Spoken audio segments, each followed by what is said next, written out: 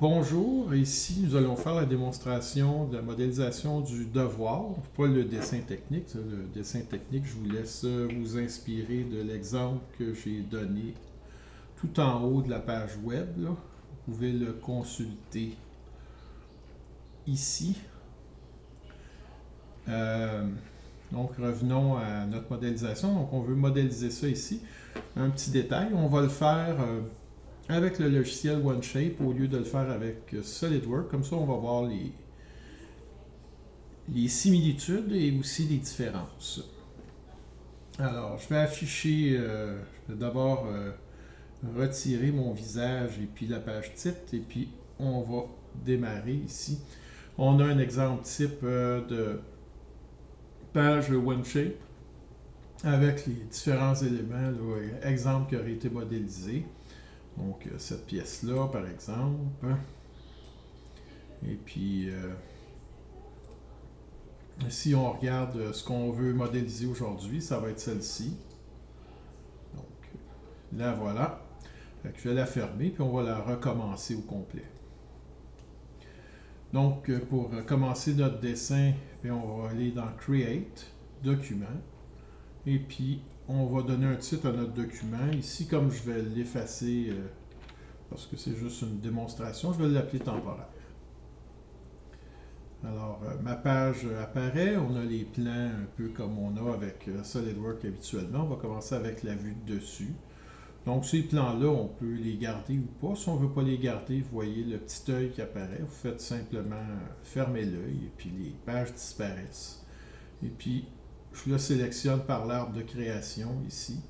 Et puis, on fait Sketch. Soit dit en passant, ici, si vous cliquez, vous avez les options avec les pièces supplémentaires qui pourraient apparaître dans notre document. On peut le fermer par le X qui est ici. Puis ça, c'est l'arbre de création qui se ferme comme SolidWorks. Donc, mon esquisse est sélectionné. Je l'ai sélectionné par l'arbre et je vais demander de créer un esquisse sur cette face-là. On va commencer par un rectangle dans lequel on va venir mettre les dimensions. Disons, la première dimension en largeur, vous vérifierez qu'est-ce qui est adéquat. Je vais mettre, je vais mettre 106. J'ai mis 16, je pense. Et puis, disons, dans ce sens-là, 120. Ensuite, évidemment, l'esquisse est bleue. On veut le contraindre complètement. Bon, c'est un rectangle, c'est pas très important. On pourrait venir la porter à l'origine. Ou si on veut le laisser en plein milieu, ce qu'on peut faire, c'est ajouter une ligne diagonale. Pour mettre cette ligne en construction, vous cliquez dessus, cliquez à droite, puis demandez Construction. Et puis pour la contrainte, les éléments que vous voyez à droite ici sont des éléments de contrainte. Alors nous autres, c'est le point milieu. Je peux sélectionner soit le point ou la ligne en premier, puis ensuite le point. Alors mon esquisse est noire, elle est donc contrainte. Et puis je vais ajouter 4 rayons, disons de 25 dans les coins. Il est déjà à 25 parce que l'élément que j'avais fait avant, je l'avais placé à 25. Si on veut le changer, on le change ici. Donc, je vais le laisser à 25. Voilà, c'est fait. Je peux replacer peut-être le rayon ici. On va extruder le tout. Vous allez noter, quand vous extrudez, vous avez le choix de mettre solide ou surfacique, d'ajouter une nouvelle matière, de lier avec une autre, d'enlever, intersection, etc. Donc, nous, dans ce cas-là, ce sont les bons réglages. Et puis, on va mettre 25, c'est parfait. Alors, par le dessous, ici, je vais faire un décalage parallèle. Donc, je vais sélectionner ce plan-là. Je vais demander de créer un esquisse sur ce plan-là. Par la suite, je sélectionne l'option de décalage, Offset, ici. Je sélectionne la surface. Je déplace la feuille, la flèche qui est ici pour dire si je veux à l'intérieur ou à l'extérieur. Je le mets approximativement à ma dimension, mais ce n'est pas nécessaire d'être exactement à ma dimension. J'accepte et puis je viens changer et mettre la bonne dimension. Dans ce cas-là, c'est 10. Cette mesure-là, ben, on peut l'extruder. Disons une hauteur, c'est vous qui déciderez quelle hauteur finale vous voulez. Moi, je vais mettre 15 ici. Avec draft, c'est l'angle de dépouille. Disons au moins 5 degrés. Mettez 5 degrés parce qu'en thermoformage, c'est le minimum. Et on voit ici, je vais à l'extérieur, c'est donc pas bon. Puis ici, à l'intérieur, c'est ce flèche-là qu'on appuie pour trouver la bonne dimension. Alors, je vais accepter ici. C'est fait. Maintenant, puisque c'est un porte-savon, moi, je voudrais qu'il y ait des... comme on le voyait sur le site internet, je voudrais qu'il y ait des petites bosses en bulles là, un peu partout. Alors, on va ajouter ça tout de suite. Il faut positionner la première. La première, moi, je vais la mettre exactement concentrique à cette arc de cercle-là. Donc, je vais sélectionner le dessus qui est ici. Je vais créer un esquisse avec ça. Je vais simplement créer un point que je viens poser ici. Et puis, dans mes contraintes, je vais demander une concentricité entre l'arc de cercle et le point. Voilà, c'est situé. Et puis, à partir de ça, ben, je peux maintenant me créer un plan qui va passer par ce point-là. Alors, pour créer des plans, vous allez ici dans Plane, Plan, et puis vous demandez, vous avez un menu qui apparaît ici, vous demandez un point et un plan. Attendez, Plane, point. Voilà, c'est celui-là que je cherche. Alors, je sélectionne le plan parallèle et puis le point. Voilà, il s'est créé, le plan en question est créé maintenant. Alors, je peux, sur ce plan-là, créer un nouvel esquisse et puis aller dessiner les éléments d'enlèvement de matière que je veux créer. On va voir qu'il y a une grosse différence avec SolidWorks à ce niveau-là. Donc, je me place ici. Là, je peux me situer ou pas normal. On va se situer comme ça, dans normal. Et puis, aller dessiner l'arc de cercle. Donc, je vais commencer d'abord par dessiner des lignes. Contrairement à SolidWorks, je ne peux pas passer directement d'arc de cercle, mais c'est un tout petit inconvénient, là. D'arc de cercle à ligne. Donc, je vais commencer à donner des contraintes. Par exemple, ça et ça, je voudrais que ça soit aligné. Alors, si je prends le point, souvent il va retrouver, là, j'arrive. Ah, voilà, peut-être que pour savoir s'il a ajouté la contrainte, ben, on peut évidemment le bouger. Il a effectivement ajouté la contrainte, on le voit. Mais sinon, regardez, vous avez voir les contraintes. Vous pouvez le sélectionner comme ça. Alors, moi, ce point-là et celui-là doivent être coïncidents. Je vais demander, je désélectionne. Vous prenez la commande en premier et puis vous allez faire l'opération comme ça. Ensuite, bah, ça c'est à vous à décider quelle dimension vous voulez. Disons que je mets 5 par exemple. Pour une hauteur, encore une fois, par exemple, là, bon, il y a sélectionne, c'est parfait. Disons 2 mm. Alors, je peux créer un volume de révolution, puis on voit j'ai des options pour enlever la matière, l'ajouter ou faire nouveau. Nous, normalement, l'esquisse est déjà sélectionné.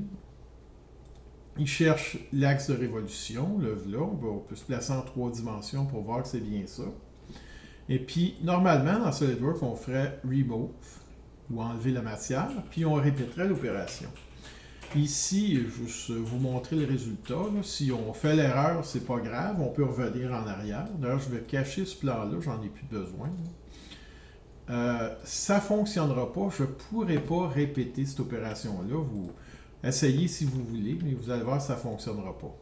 Ce qu'on peut faire par contre, je vais retourner dans l'opération en double-cliquant dessus, puis au lieu de faire Remove, je vais faire New. Voilà. Alors, vous voyez, il a ajouté un nouvel élément qui est ici. Cet élément-là, lui, je peux le répéter. Et puis, ensuite, on verra, on peut faire des opérations booléennes pour enlever la matière. C'est ce qu'on va faire. Donc, les opérations booléennes, on va retrouver ça ici. Les opérations booléennes, nous les ferons plus tard. Là, pour l'instant, nous allons faire une répétition. Donc, je sélectionne mon élément répété, Part 2. J'aurais pu le sélectionner, non pas ici, mais dans l'arbre qui est en bas ici, que vous voyez. C'est une autre différence un peu avec SolidWorks. Habituellement, ces éléments-là, sur SolidWorks, on les retrouve au-dessus, un peu différent. Donc, direction, je vais sélectionner cette ligne-là.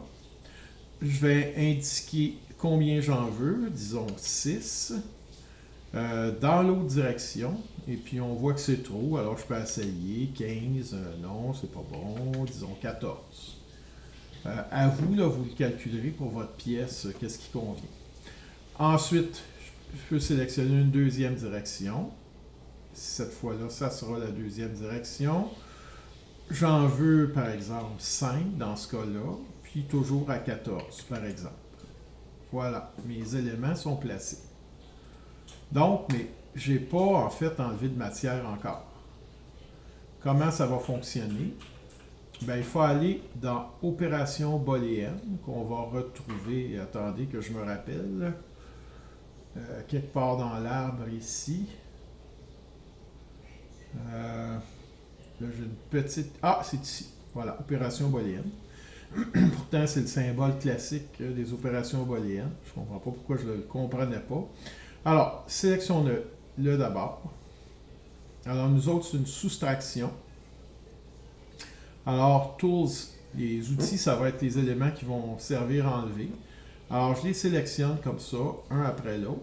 Puis, si vous voulez aller plus vite, ce que vous pouvez faire, c'est avancer un peu, appuyer sur majuscule, et puis remonter comme ça. Vous pouvez, comme ça, les sélectionner plus rapidement. Donc, je répète ce que je fais, là. J'en sélectionne un, j'appuie sur majuscule, puis je me rends jusqu'à celui que je veux sélectionner. Là, on voit toute ma sélection, et puis Target, le chemin final, ben, c'est l'élément que je vais enlever. On voit déjà le résultat apparaître.